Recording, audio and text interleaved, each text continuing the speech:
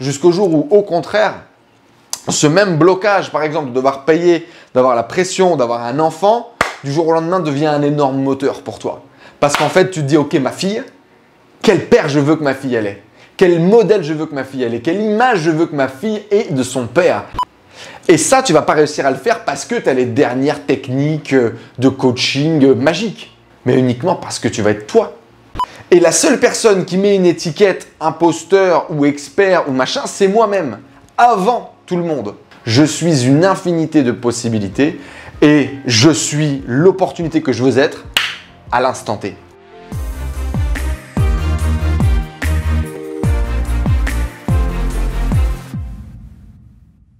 Aujourd'hui, j'ai vécu une épiphanie, un haha moments durant un échange avec un de mes clients et je me suis dit que ça allait certainement t'intéresser. Peut-être que toi aussi, tu connais ce concept du syndrome de l'imposteur, l'avoir l'impression de ne pas être toi-même ou que ça ne soit pas toi en faisant quelque chose. Et la majorité du temps, eh bien, ce syndrome qu'on a appelé, eh bien, nous empêche de faire ce qu'on a envie de faire, nous empêche de réaliser nos objectifs et c'est quelque chose de très frustrant.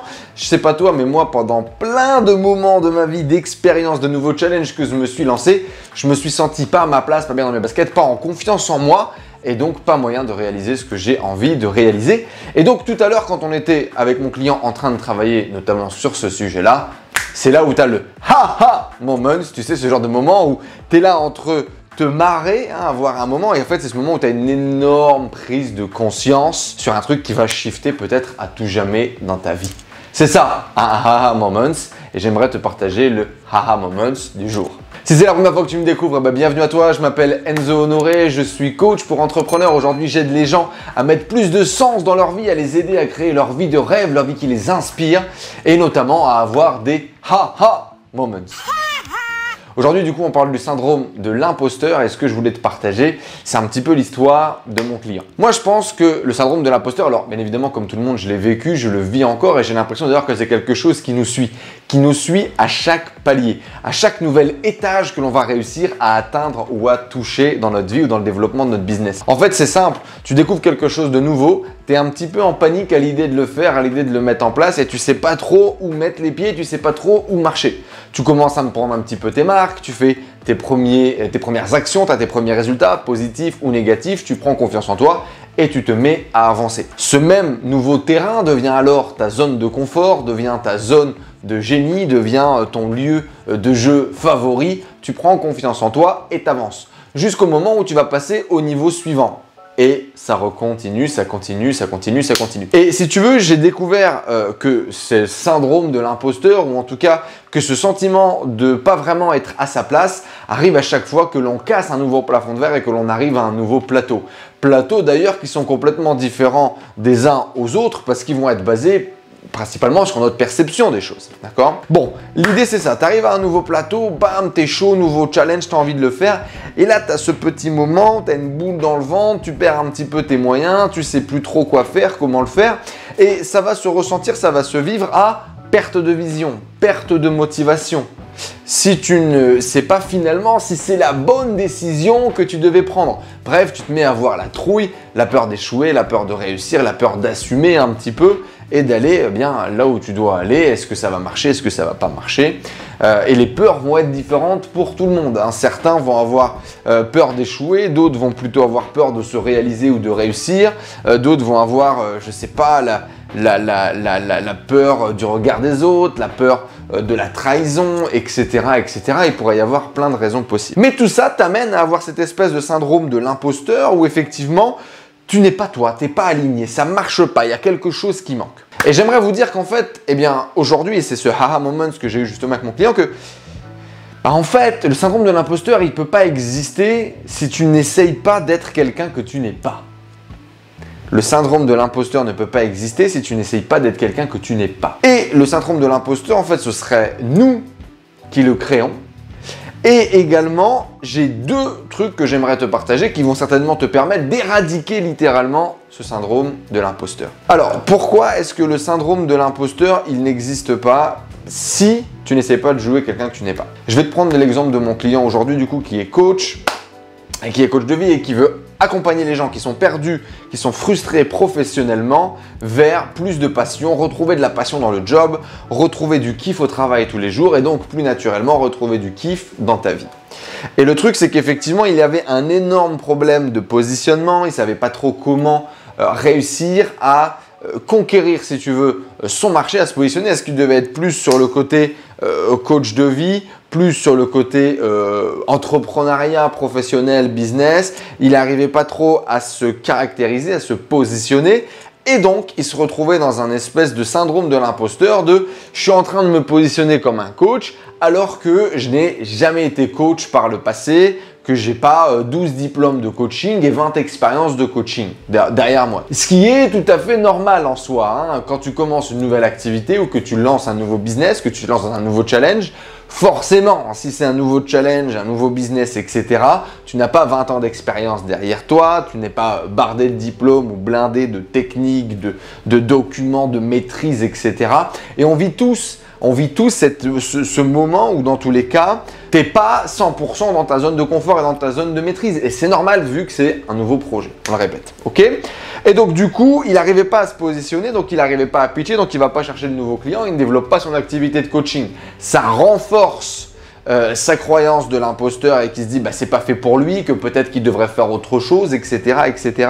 Et finalement, il ne démarre jamais l'activité. Bon. Et en fait, en creusant avec lui sur son positionnement, sur comment est-ce qu'il devait vendre, sur quel était le croisement avec lequel il voulait travailler avec les gens, etc., je lui ai partagé ma vision du coaching. Ma vision du coaching qui est très simple, qui est que en coaching, on n'est pas, je ne suis pas, si je te coach demain, je ne suis pas ni ton leader, ni ton père, ni ta mère, ni ton gourou, ni une solution miracle qui va te permettre d'obtenir tout ce que tu veux dans ta vie. Je ne t'apporte pas de solution toute faite, je n'ai pas les meilleurs conseils que tu devrais appliquer pour avoir des résultats. Dans un coaching, je ne suis que ton miroir. Dans un coaching, je ne suis que ton miroir et je ne suis là que pour mettre en avant qui tu es, dans tes bons côtés, dans tes mauvais côtés. Je suis là pour te challenger sur tes mauvais côtés pour qu'on puisse les dépasser, les surpasser et je suis là pour mettre en avant tous tes bons côtés pour que tu puisses les voir et les utiliser et mettre en avant ton activité, ton business, etc., etc. Et donc, quand tu intègres ma vision du coaching où on est vraiment dans un principe de mirroring et où en fait ma vision est que l'autre dans un coaching va pouvoir grandir, se transformer et dépasser ses blocages et ses limites parce que moi, je dépasse mes blocages et mes limites et je les lui partage en toute authenticité. Pour moi, le coaching, c'est ça, c'est réussir à tuer son ego, être en totale humilité et partager à la personne que j'ai en face de moi exactement les difficultés que j'ai rencontrées dans ma vie et comment est-ce que je les ai transcendées. Mais sans bullshit, sans enrobage, sans rien, en totale authenticité. Et en fait, si tu veux que la personne que j'ai en face de moi voit, ressente cette authenticité, cette humilité, cette acceptation de l'ego, des échecs et des réussites, etc., va lui donner alors l'opportunité de dire « Allez, je fais pareil et je me lance ». Moi, je ne me considère pas plus que ça dans un coaching. Et c'est justement, tous les gens qui viennent à moi ont les mêmes problématiques que j'ai. Tous les gens qui viennent à moi ont les mêmes problématiques que j'ai vécues. Tous les gens qui viennent à moi vont venir appuyer sur un point sensible. Et il y a deux possibilités. Où tu te positionnes en tant que professeur et tu dis voilà comment est-ce qu'il faut faire, voilà la vérité, suis la parole divine. Ou tu te positionnes dans la tranchée avec le mec en travaillant justement sur toi. Et c'est en travaillant sur toi que l'autre va avoir l'opportunité de grandir. Bref, ça c'est ma vision du coaching, c'est mes croyances. Je lui partage ça et là il me dit « Putain, truc de fou, tu viens de me faire comprendre quelque chose. » Je dis « Ok, mais quoi ?» Quoi? Et c'est là en fait où il commence à connecter les points entre qui il est, ce qu'il veut faire, son histoire. Parce que bien évidemment, ton histoire est directement connectée à qui tu veux aider, à ce que tu veux leur apporter et ce que tu veux vivre et véhiculer. Et donc si tu veux… À partir du moment où il commence à connecter les points, hop, on revient sur le syndrome de l'imposteur. Et donc, le truc, c'est simple. C'est à partir du moment où toi, tu ne savais pas trop comment te positionner, tu essayais un petit peu de faire ce que tu voyais sur Internet, ce que font les grands coachs, ce que font les mecs, ce que font les trucs. Tu te dis, ok, ça c'est plutôt comme moi, ça me ressemble, ok, je vais faire ça. Demande de construire ton histoire à travers des grands points, des grands trucs. Tu essayes de refaire pareil. Et le truc, c'est qu'au final, tu reviens à pitcher un texte, à raconter une histoire, à vendre un produit dans lequel tu ne crois pas, dans lequel ça ne t'intègre pas. C'est pas à l'intérieur, tu ne le sens pas vivre en toi. Parce que forcément, tu as essayé de construire ça sur un truc que tu ne ressens pas. Tu as écrit, tu as travaillé, tu as pondu quelque chose que tu ne ressens pas. Tu peux l'intellectualiser, ça fait beau, c'est bien marketing, tu ne le ressens pas. Et c'est là en fait où selon moi, tout le concept de l'imposteur commence à naître et commence à grandir. Parce que si tu ne construis pas depuis un ressenti, depuis une émotion, depuis un sentiment qui fait partie de toi, alors ça va se sentir à un moment ou à un autre et ça va glisser et tu vas être dans l'imposteur. Parce que, et du coup, j'en reviens à mon client, on pose le truc, on dit voilà, ok, donc toi, aujourd'hui, donc il galérait un peu à définir qui est-ce que je travaille, quel est mon positionnement, qu'est-ce que je fais exactement pour eux. Et donc, on est arrivé justement à cette phrase qui dit voilà, j'aide les gens qui sont perdus professionnellement, quand ça c'était important, perdus professionnellement, à créer une vie professionnelle, à créer une vie pro plus passionnante, plus passionnée, tout en kiffant la vie. Parce que tout simplement, son histoire à ce mec-là, c'est quelqu'un qui était dans le salariat pendant des dizaines d'années et qui, comme beaucoup d'entre nous, ressentait, si tu veux, ce mal-être, ressentait ce besoin de faire plus, d'être plus, de créer plus. Et il y a la petite voix à l'intérieur qui te dit tu peux faire plus, tu peux créer plus. Toi aussi, tu peux être entrepreneur. Toi aussi, tu peux entreprendre ces projets. Toi aussi, tu peux avoir plus de temps avec tes enfants, avec ta famille. Mais la pression du loyer, la pression des dépenses, la pression des charges, la pression de la société. C'est quelqu'un qui avait une fille également. La pression du coup de donner le bon exemple, le bon moule, de pouvoir payer les traites en fin du mois, etc. fait que ça t'a ralenti, ça t'a bloqué, tu n'as pas lancé ton projet. Jusqu'au jour où, au contraire, ce même blocage, par exemple, de devoir payer, d'avoir la pression, d'avoir un enfant, du jour au lendemain devient un énorme moteur pour toi. Parce qu'en fait, tu te dis, ok, ma fille, quel père je veux que ma fille elle ait? Quel modèle je veux que ma fille elle ait? Quelle image je veux que ma fille ait de son père? Et c'est à ce moment-là que tu te mets à poser les bonnes questions et là où ton frein le plus gros devient alors, pam, ton plus gros atout pour aller au charbon. Bref, je ne sais pas pourquoi je te raconte ça, mais c'est un peu le storytelling ou en tout cas comment est-ce que tu devrais pitcher ton histoire ou en tout cas pour trouver la connexion avec ton histoire. Et donc si tu veux, on fait ce travail-là et là il me dit mais c'est évident. Parce qu'effectivement, ce mec va quitter du coup l'usine pour devenir indépendant et pour se lancer en tant qu'agent commercial. Et il va réussir en tant qu'agent commercial, il va développer son réseau, il va développer un réseau autour de lui où les gens, eh bien, ils vont aimer en fait, ils vont aimer qui il est, ils vont aimer sa personnalité, c'est quelqu'un de bienveillant, c'est quelqu'un de souriant, c'est quelqu'un de marrant, c'est quelqu'un qui fait des blagues, qui laisse une bonne image en général derrière lui et qui va facilement connecter et créer du réseau. Et il va utiliser ce réseau tout simplement pour vendre. Alors, il va se lancer en tant qu'agent co dans l'immobilier, il va faire des ventes dans l'immobilier, il va réussir à créer son indépendance, créer son nouveau salaire et être beaucoup plus épanoui et passionné au quotidien par ce qu'il fait. Est-ce qu'il est complètement devenu passionné par l'immobilier? Pas particulièrement. Bon, un peu parce que c'est vrai que l'immobilier c'est quand même prenant, mais il ne va pas devenir demain passionné parce qu'il est commercial. Par contre, il est devenu quelqu'un de beaucoup plus passionnant et il va beaucoup plus prendre son kiff au quotidien dans sa vie. Et donc, je lui dis en fait, ce que tu dois partager aux gens, c'est ça. C'est pas que tu sois le meilleur coach, le nouveau Tony Robbins français et que tu vas transformer leur vie du jour au lendemain. Ce qu'il faut que tu partages, c'est ton histoire. Et là, tu ne peux pas être un imposteur, personne ne l'a vécu à ta place. Et à partir du moment où tu intègres ça et tu partages ça à tes clients et que tu leur donnes l'opportunité de voir que, eh bien, ils sont un peu toi et qu'on partage la même chose de ses envies, peut-être de cette goutte d'eau qui va faire déborder le vase et de cette même motivation intrinsèque que l'on a à l'intérieur de nous et des qualités qu'ils ont également à mettre à profit dans un nouveau job, dans un projet entrepreneurial. Si tu arrives à leur faire voir tout ça uniquement en étant un miroir, alors tu vas leur donner l'opportunité de créer plus de passion, de créer plus de kiff dans leur vie et alors de réaliser ta promesse. Et ça, tu ne vas pas réussir à le faire parce que tu as les dernières techniques de coaching magiques ou parce que tu es le meilleur coach du monde, mais uniquement parce que tu vas être toi. Et à partir de là, quand tu intègres ça et que tu visualises ça, il n'y a plus le syndrome de l'imposteur. You get me? On est allé all-in aujourd'hui dans cette vidéo parce que j'avais envie de te partager ça. Et vraiment, moi, ça m'a frustré énormément de temps. C'est exactement ce que je disais avec mon client. Donc, pour te confirmer ça, par exemple, ce que je disais à mon client, c'est que ce qu'il est en train de vivre, c'est le process qui, moi, me fait encore défaut aujourd'hui. C'est ce problème d'étiquette.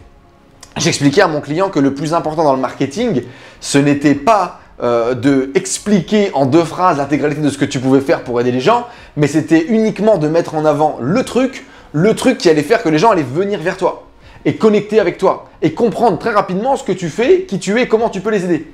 Et à partir du moment où ils sont là, ton arrière-boutique, tout ce que tu es capable de faire, tout le panel que tu es capable de leur donner, on s'en fout en fait au premier plan. Parce que le plus important, c'est de créer une connexion et de se différencier du marché. Et donc, moi, le gros problème que j'ai eu pendant longtemps, c'était de mettre une étiquette ou de surligner une étiquette sur moi pour que quelqu'un puisse me voir et alors venir connecter avec moi. Non, moi, je voulais directement que les gens me découvrent pour l'intégralité de mon panel, sachent tout ce que je peux faire, etc., mon pédigré et compagnie, alors que ça ne servait à rien. Et j'avais peur en fait de ce surlignage d'étiquettes, peut-être parce que j'avais peur moi-même des étiquettes, j'avais peur de m'en mettre, ou j'avais peur que les gens me mettent une étiquette. On pourrait en débattre un peu. Mais quand je lui ai expliqué ça, tout de suite, ça a été beaucoup plus clair pour lui. Pourquoi est-ce qu'il devait avoir tel discours? D'accord, la clarté du discours, pourquoi est-ce qu'il devait l'avoir? Et du coup, quel discours avoir auprès des gens? Et je lui ai dit voilà, que derrière, tu les accompagnes à améliorer leur vente, à créer une activité, à mieux gérer leurs relations ou tout simplement être plus motivé au quotidien. Ça, c'est après. Ça, c'est dans le coaching. Mais pour les amener à toi, pour les attirer à toi, ce que tu dois dégager, c'est tout ce côté de la transformation professionnelle, de l'opportunité qui est disponible pour toi. Et il me l'a très bien fait parce qu'après, du coup, tchac, je l'ai un petit peu débranché. Je lui ai dit, allez, simulation en direct, on y va, exercice, présente-toi, vends-moi, pitch-moi ton offre. Et si tu veux, il m'a parlé de trucs qu'il a lui-même vécu.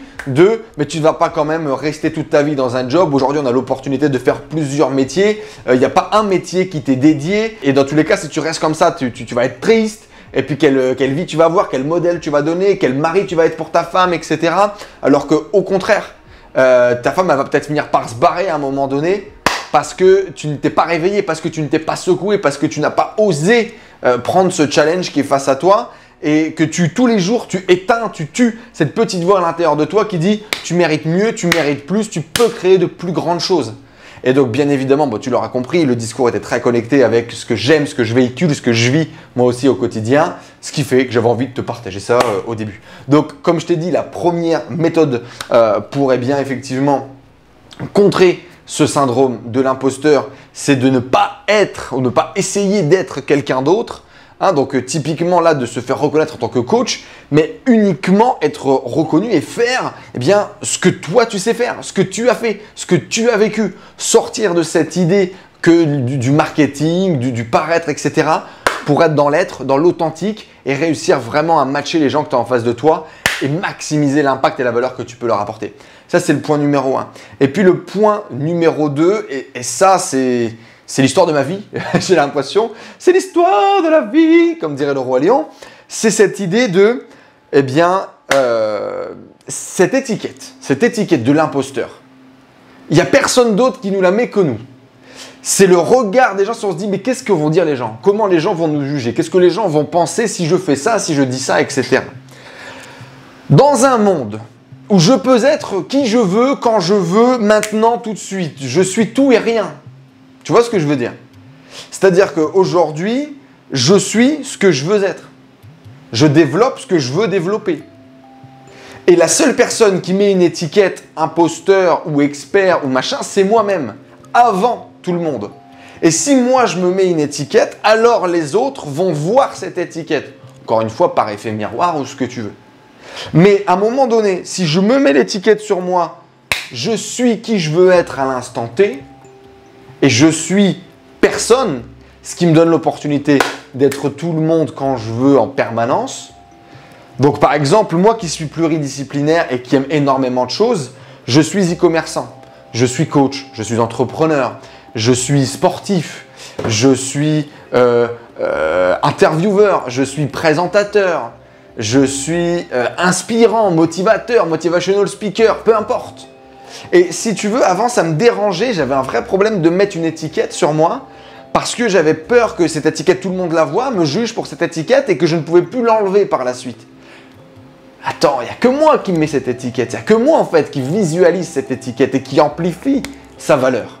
Et donc à partir du moment où j'accepte ce truc que je ne suis personne, il faut qu'on arrête de se prendre au sérieux. On est personne, d'accord? même les gens, ces personnes, à l'échelle de la Terre, à l'échelle de l'univers, walou frérot, il ne se passe rien, personne. Du moment où je suis personne, je peux être tout ce que je veux.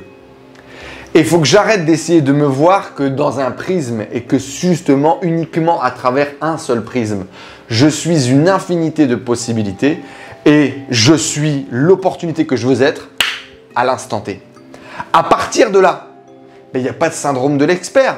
Je fais ce que j'ai envie de faire avec l'énergie qui me plaît, en donnant ce que j'ai envie de donner, en donnant ce que j'ai à donner, sans essayer de jouer un rôle d'être X ou Y, juste en étant moi-même, et je m'autorise à être qui je dois être à l'instant T. Vous voyez ce que je veux dire? Il y a cette idée de, on est le premier en fait à s'étiqueter soi-même, et si on comprend en fait que les étiquettes on peut les mettre, on peut les enlever, on en fait ce qu'on en veut vu que c'est nous qui sommes responsables de ces étiquettes, alors plus d'imposteurs, et on est libre de le faire ce que l'on veut.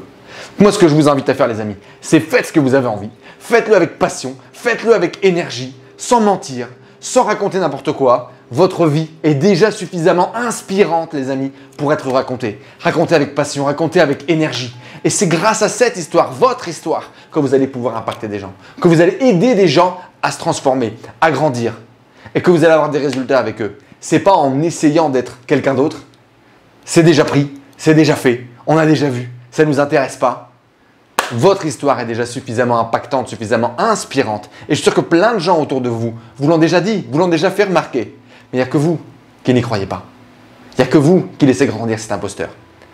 Lâchez tout ça, étiquette, on la met, on l'enlève. Si vous n'êtes rien, vous pouvez être tout le monde et vous pouvez être exactement ce que vous avez besoin d'être à l'instant T pour aller là où vous devez aller. C'était Enzo, cette vidéo était un peu longue.